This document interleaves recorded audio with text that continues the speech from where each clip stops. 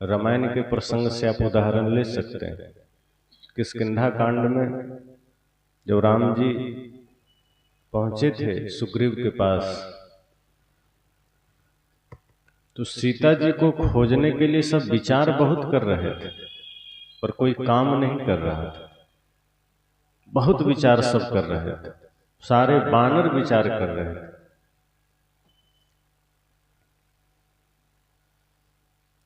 अब वो विचार निराधार था, आधारहीन था, उस अनुरूप वो कार्य नहीं कर रहे थे। वहीं लंका कांड में आप जाएं तो रावण कभी विचार ही नहीं करता था, जो मन में आया कर देता था, कभी विचार नहीं किया। न कुंभकर्ण कभी विचार किया। तो दो तरह के लोग सदा से इस धरती पर रहे। एक वे हैं जो विचार करते हैं, प्लानिंग करते हैं, योजना करते हैं, योजना बनाते हैं। उनकी प्लानिंग देखकर ऐसा लगेगा जैसे ये जल्दी ही चांद पर जाने वाला है, और जब बाद में देखेंगे तो एक तिनका उठाने का भी मन नहीं है उसे। प्लानिंग बड़ा लंबा होगा, योजनाएं खूब बनाएगी। जैसे एक आदमी ने कहा कि मैं सोचता हूं अमेरिका चला जाऊं, तो दूसरे ने कहा तो सोचना ही है तो चांद पर चले जाओ, सोचने में पैसा थोड़े लगता है। इस सोचने से ही तुमको काम करना है कि सोचता हूं, तो सोचना बड़ा सोचो, ये अमेरिका क्या सोचना। यथार्थ में जाना हो तो घर से दरवाजे तक जाना भी महत्वपूर्ण हो जाता है, घर से पास में सत्संग में जाना भी महत्वपूर्ण हो जाता है। पर जब झूठ का विचार में ही जाना है, सपनों में ही जाना है, कल्पनाओं में ही जाना है, तो और बड़ा सोचो। तो वही हम अपने जीवन में करते हैं, सोचते बहुत हैं, विचार बहुत करते हैं। एक आदमी एक नौकर खोज रहा था, काम करने वाला। एक आदमी मिल गया उसको। उसने कहा कि तुम मेरे यहां नौकरी करो। तो जो सज्जन आया था नौकरी की तलाश में, उसने कहा ठीक है नौकरी तो कर लेंगे, काम क्या है। कहा देखो काम तो मैं खुद कर लेता हूं, तुम्हें सिर्फ सोच विचार करना है मेरे लिए। तुम्हारा काम है विचार करना, जहां जहां मेरी आवश्यकता मुझे होगी कुछ विचार की, सोचने की, तुम सोच लेना, विचार कर देना। वेतन 10,000 दे दूंगा। कहा सिर्फ सोचने विचारने का 10,000 मिल रहा है, काम तो कुछ करना नहीं, बहुत है। और जो मन में आएगा सोच विचार के बता दूंगा, उसमें कोई नियम थोड़े है, ऐसा ही सोचना है। उस आदमी ने कहा अच्छा ठीक है 10,000 तुम दे दोगे, हम सोच विचार भी कर देंगे, पर ये बताओ तुम क्या करते हो। कहा हम मजदूरी करते हैं। कहा तुम महीना का कितना कमाते हो। कहा 5,000। कहा फिर हमको 10,000 कैसे दोगे। कहा ये विचार तुम्हें करना है, इसीलिए तो तुमको रख रहे हैं, ये तुम्हें सोचना है। अगर हम ही सोचेंगे तुमको रख क्यों रहे हैं। तो कुछ लोग हैं जो सिर्फ विचार करते हैं, करते कुछ नहीं। उनका उद्देश्य ही है सोचते रहना। ओवर थिंकिंग करके कई लोग पागल हो जाते हैं। उतना ही विचारना है जितना आप चल सकें, जीवन में कुछ कर सकें। कई बच्चे ओवर थिंकिंग करते हैं कि अब पढ़ेंगे, अब लिखेंगे, अब ऐसा करेंगे तो ऐसा एग्जाम देंगे, फिर पास होंगे, पास होने के बाद कौन सा डिवीजन आएगा, फिर कौन सा विद्यालय में जाएंगे। ऐसे सोचते सोचते सुबह हो जाती है, पढ़ता कुछ नहीं। अगर पढ़ लिया जाए, विचार करके काम बन जाए, लेकिन हम विचार नहीं करते। और जब कोई मार्गदर्शन देते हैं, जब हमें कोई दिशा निर्देश देते हैं, तब भी हमारे पास समय नहीं होता कि हम कहीं जाकर के गुरु संत से, सज्जनों से, मार्गदर्शकों से मार्गदर्शन ले लें। हम सोचते हैं क्या उनके पास टाइम बिताना, बना बनाया काम हो जाए, चलते फिरते काम हो जाए। सत्संग के लिए हम समय नहीं निकाल पाते, ध्यान के लिए समय नहीं निकाल पाते। कोई भी कार्य धरती पर करना हो, हमें लगता है ऐसे ही हो जाए, कुछ करना ना पड़े, विचार थोड़ा मोड़ा कर ले, मेहनत ना करनी पड़े। सदगुरु कहते हैं नहीं, दोनों जरूरी है। एक तो बिना विचारे कुछ करना नहीं, और एक है कि करना ना हो तो सिर्फ विचार करने से कोई फायदा नहीं। विचार भी करना और उसके अनुसार से कार्य भी करना। क्योंकि जीवन की समस्याओं का समाधान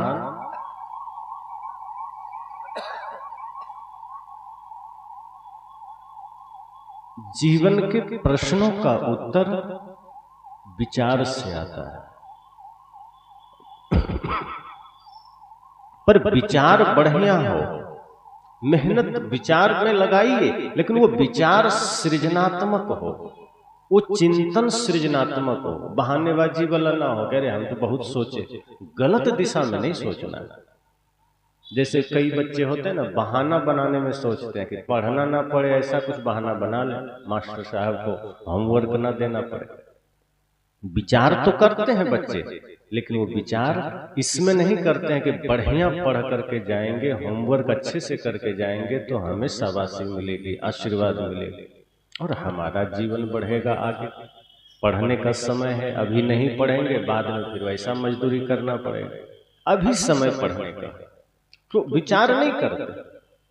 करते भी हैं तो निगेटिव विचार करें, न पढ़ना पड़े, न टास्क बनाना पड़े, इसमें बड़ा चिंतन करेंगे। कई ऐसे बच्चे होते हैं बहाने वाले, उम्मीद है आप सब कोई नहीं होंगे ऐसा।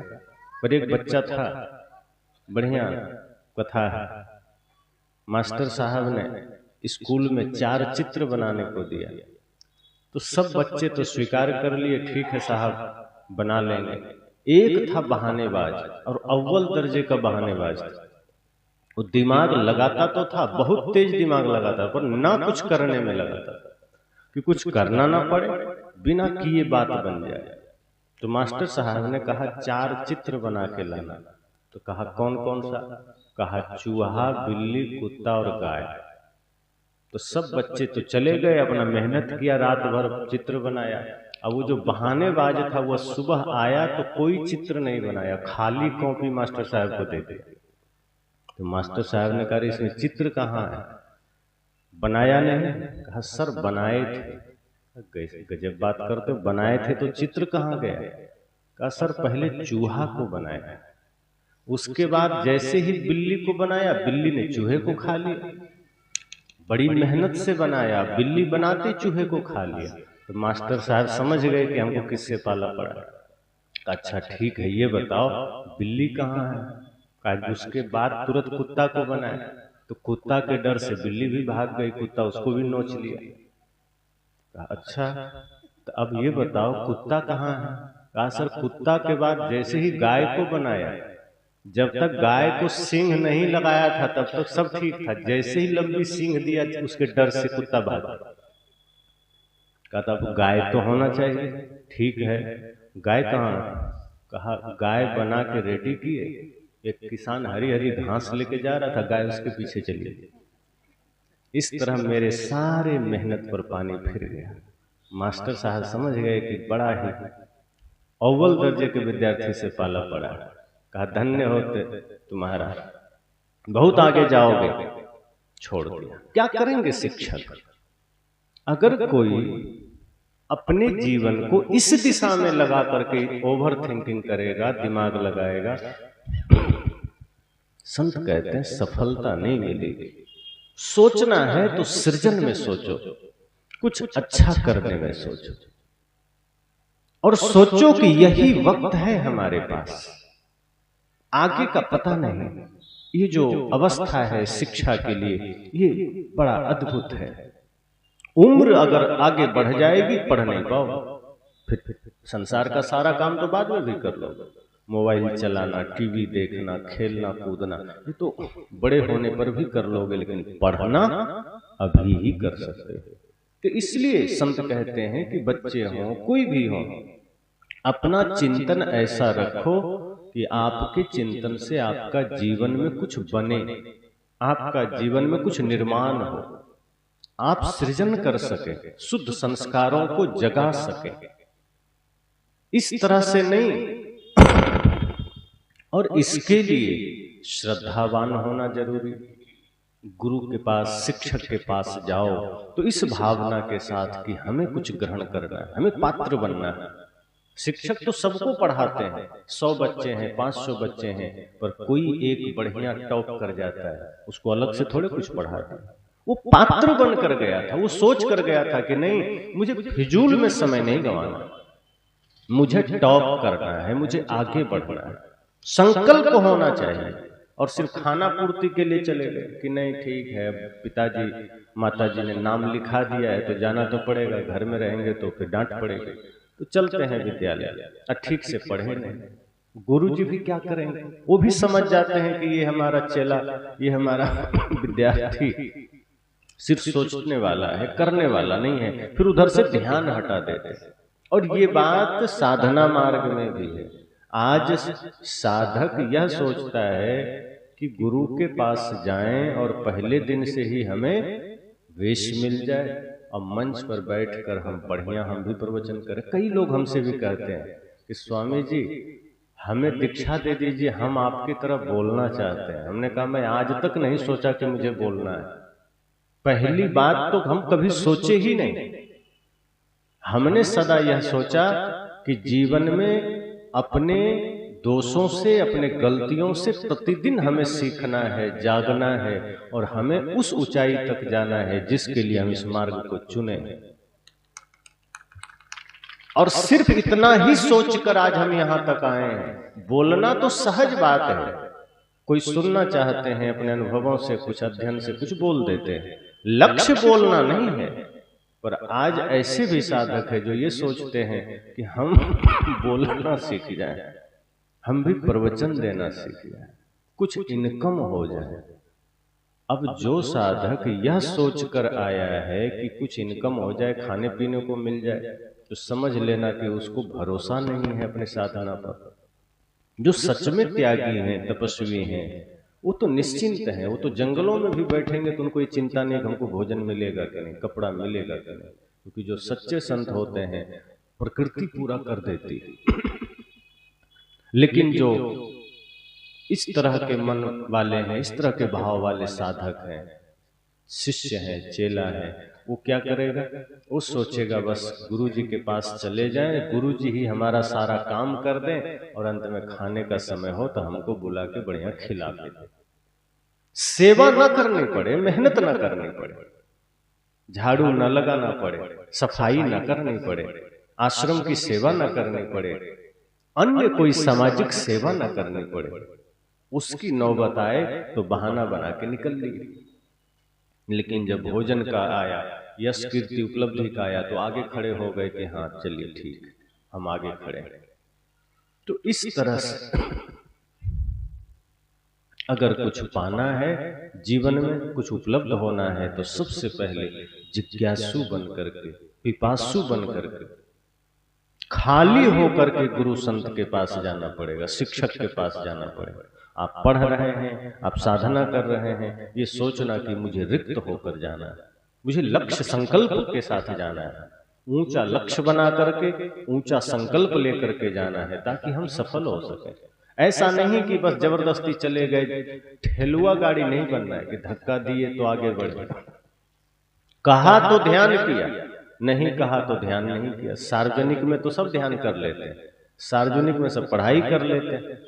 आत्म अनुशासन में जीवन आ जाए कि कोई कहे न कहे हम ध्यान कर सके, कोई कहे न कहे हम पढ़ सके, कोई कहे न कहे हम सदा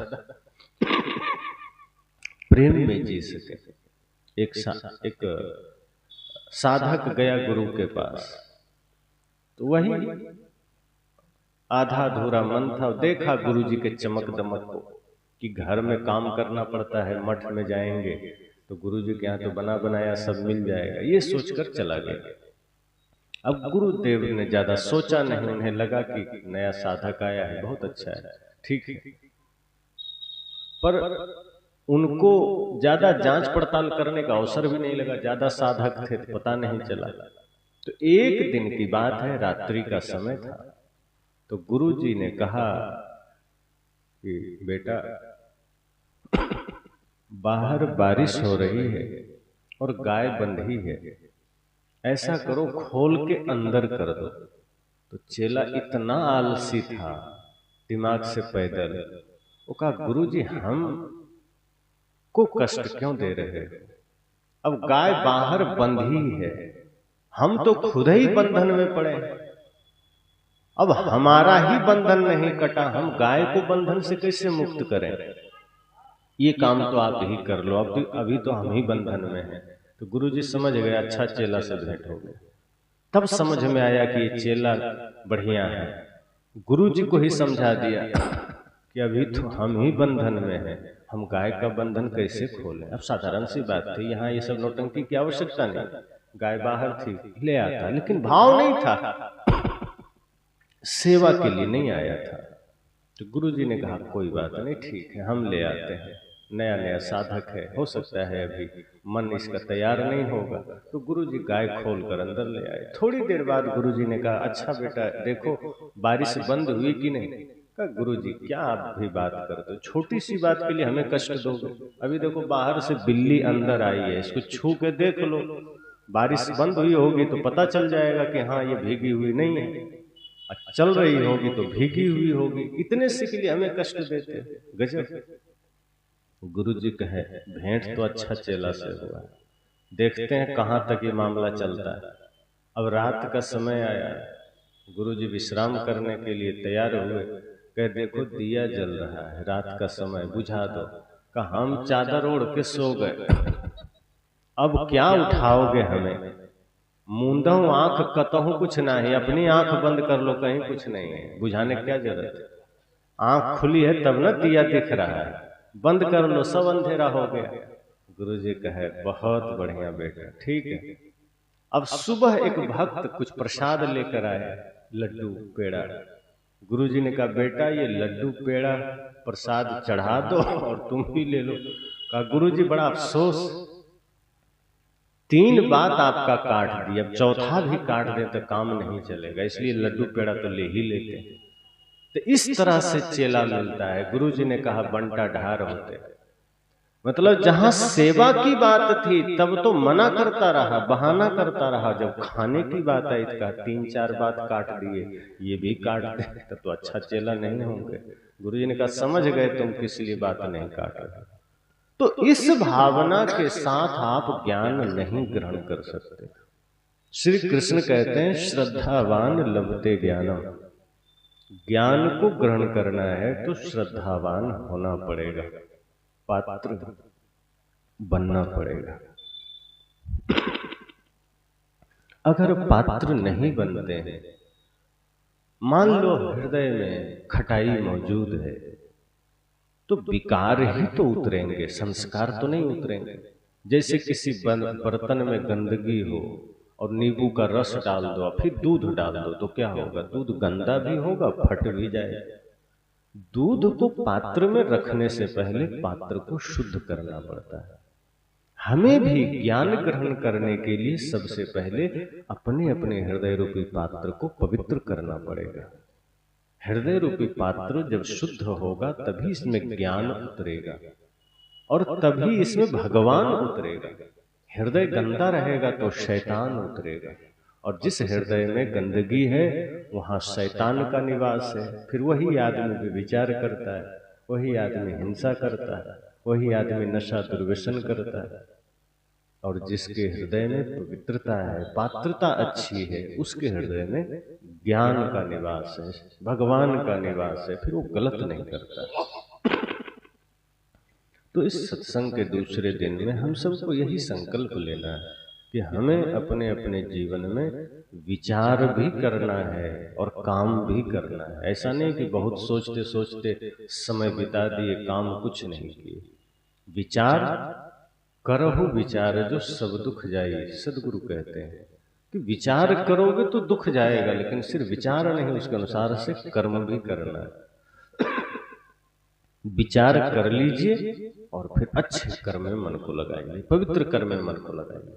अच्छे कर्म को प्रतिदिन संकल्पित होकर करिए। आलस नहीं करना है अच्छा करने में। सही काम करने में अगर आलस कर गए तो बुराई हावी हो जाएगी, फिर गलत विचार मन पर हावी हो जाएगा, और मन पर एक बार गलत विचार हावी हो गया तो आपको उबरने नहीं देगा, आपको नरक भेज के रहेगा। इसलिए सत्संग से हमें शुभ विचारों को अपने मन पर धारण करना है और सदैव संकल्पित होकर शुद्ध भाव से, पवित्र भाव से पात्र बनकर आगे चलना है। बस।